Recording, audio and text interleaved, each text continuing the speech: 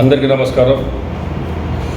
రాష్ట్రంలో జగన్మోహన్ రెడ్డి చేసిన మోసం ఈ భూప్రపంచంలో ఎవరు చేసి ఉండరు. ప్రజలకు మోసం చేసి ఒక్కసారి నాకు అవకాశం ఉండే చేసి మోసం చేసి ప్రజలకిట్ట మోసం చేసినాడు. ప్రజలు ఓట్లు వేసి గెలిపించి ముఖ్యమంత్రిని చేశారు. ముఖ్యమంత్రిని చేస్తే ఈయన కచ్చ సాధింపులు తప్ప ఏమి చేయలేదు. దానికి తోడు ఆస్తులు పెంచుకోనికే, ప్రభుత్వ సొమ్ములు కొట్టేయనిక ఈయన పార్టీ పేరు చెప్పుకొని, పార్టీ కార్యాలయ పేరు చెప్పుకొని ఇది బయటికి రానియకుండా ల్యాండ్ టైటిలింగ్ యాక్ట్ అనే చట్టం తెచ్చి విడిచారు. ఆంధ్ర రాష్ట్రంలో కొత్తగా ఈ యాక్ట్ పెడితే ఏదైనా సరే ప్రజలను మోసం చేసే విధంగా ప్రజల సొమ్ము దోచేయచ్చు. అదేవిధంగా ఈయన కుట్ర పన్నాడు. ఎక్కడైతే పార్టీ కార్యాలయం పెడతారో కేవలం ఫస్ట్ లీజుకు తీసుకొని తర్వాత ఈ యాక్ట్ చట్టం తెచ్చి ఇవన్నీ సొంతంగా కొట్టేయచ్చు అని ప్రీ ప్లాన్డ్గా సుమారుగా ఈ యొక్క పార్టీ కార్యాలయ అమౌంట్ చూస్తే 3,000 కోట్ల రూపాయలు అవుతుంది.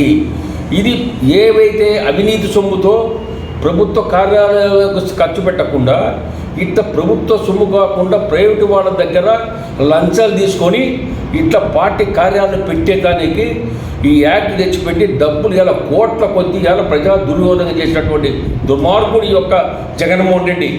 ఇదంతా చూస్తుంటే ప్రతి జిల్లాలో ప్రతి నియోజకవర్గంలో కూడా ఈ పార్టీ ఆఫీసులు పెట్టడం జరుగుతూ ఉంది.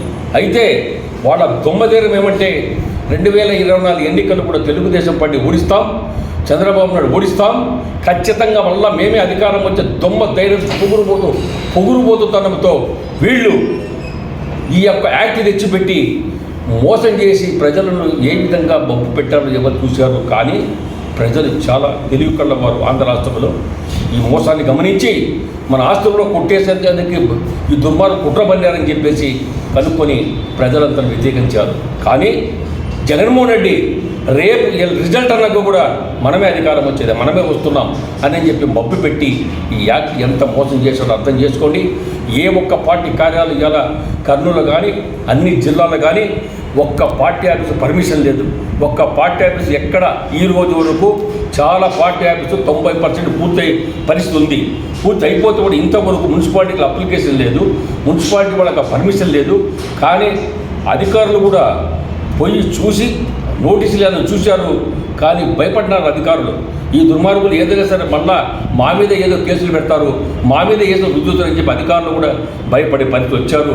అందుకనే ముఖ్యమంత్రిగా ఆ రోజు ముఖ్యమంత్రిగా ఉన్న జగన్మోహన్ రెడ్డి ఇంత కుట్రబలుతావు, ఇంత మోసం చేస్తావా, ఇలా ప్రజల సొమ్ము దోచుకొని అక్కడ మోసం చేశావు. ఇలా ఈ ల్యాండ్ టైటిలింగ్ యాక్ట్ తెచ్చి నీ పార్టీ కార్యాలయాలు పెట్టుకుని యాక్ట్ను ఉపయోగించి సొంతంగా కొట్టేయాలని చూస్తున్న ఆస్తులు సుమారుగా 3,000 కోట్ల రూపాయల దుర్మార్గం కూడా. ఇది కూడా నీకు సిగ్గులేదా? ఇది కూడా చాలదా?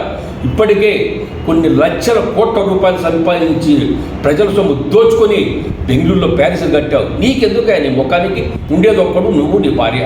నీవు అక్కడ 80 రూములు కట్టావు, ఇక్కడ హైదరాబాదులో ప్యాలెస్ కట్టావు, విజయవాడ ప్యాలెస్లు కట్టావు. ఏం నెత్తి కాసుకుంటావు నాకు అడుగుతున్నా.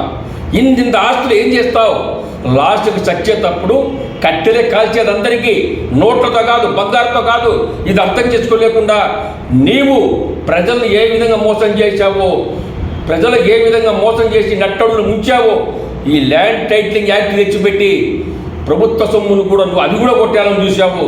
ప్రజలు గమనించారు. అందుకే జగన్మోహన్ రెడ్డి నీ మోసాలు ఇంకా చాలించు, ఇంకా నీ ఆటలు సాగవు. ఇది తెలుగుదేశం పార్టీ ప్రభుత్వం వచ్చింది. నీ ఆటలు కట్టే విధంగా ఈ చట్టం ఏ విధంగా తెచ్చావో అది వెంటనే చంద్రబాబు నాయుడు రావడం, ప్రమాణ స్వీకారం చేయడం, రద్దు చేయడం చట్టం చేశాడు. కానీ నీలాంటి దుర్మార్గం తగిన శిక్ష వేయాలి. మేము అడుగుతున్నాం మా ముఖ్యమంత్రి చంద్రబాబు నాయుడు గారికి, ఈ దుర్మార్గుడు ఇంత టైటిలింగ్ యాక్ట్ తెచ్చిపెట్టి మోసం చేసి ప్రజల సొమ్మే కాదు, ఇటువంటి అప్రూవల్ లేకుండా ఏ మున్సిపాలిటీ అధికారుల యొక్క పర్మిషన్ లేకుండా ఈ యొక్క బిల్డింగ్లు కట్టినందుకు దీనిపైన కేసు పెట్టాలి. అదేవిధంగా ఈ చట్టం తెచ్చి ప్రజలు మోసం చేసిన ఇది కేసు పెట్టాలి. ఏదైతే ఇసుక మాఫియాలు ఉన్నారో, మైనింగ్ మాఫియాలు ఉన్నారో, లిక్కర్ మాఫియాలలో ఎంతో దగా చేసినటువంటి ఈ జగన్మోహన్ రెడ్డి ఏ విధంగా చట్టం మీరు ఏ విధంగా కేసులు పెడతారో ఈయన కేసులు ఇరికించి యావజ్జీవంగా ఈయనకు జైల్లో ఉండే విధంగా ఉండాలి. చిప్పకుడు తినిపించాలా, సిల్వర్ బొచ్చులో తినిపించాలా. ఈ దుర్మార్గుని ఇంకా బయటికి రానికూడదు, అసలు ఇంకా బయటికే రాకూడదు. ఈయన ఉండేది 11 మంది నీతో కలిపి. సిగ్గులేదా నీకు? ప్రతిపక్ష హోదా లేదు ఇవ్వాలి నీవు ఇంకా ఆశపడుతున్నావా? ఇంకా ముఖ్యమంత్రి అవుతావా?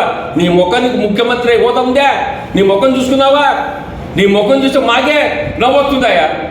చాతకని దద్దమ్మ, నీవు ప్రజల మోసం చేసే దుర్మార్గు నీవు. నీ ఇవాళ మళ్ళా పార్టీ కార్యాలయ పేరు చెప్పుకొని నీవు ఇవాళ ప్రభుత్వానికి మోసం చేశావు. అందుకనే చంద్రబాబు నాయుడు, మా ముఖ్యమంత్రి చంద్రబాబు నాయుడు విజ్ఞప్తి చేస్తున్నా, ఇమ్మీడియట్గా ఈయన మీరు కూడగొడతారో లేకుంటే దీన్ని మొత్తం ప్రభుత్వం స్వాధీనం చేసుకుంటారో ఏదో ఒక విధంగా ఇది మాత్రం జగన్మోహన్ రెడ్డి ఈ విషయంలో వదలొద్దండి.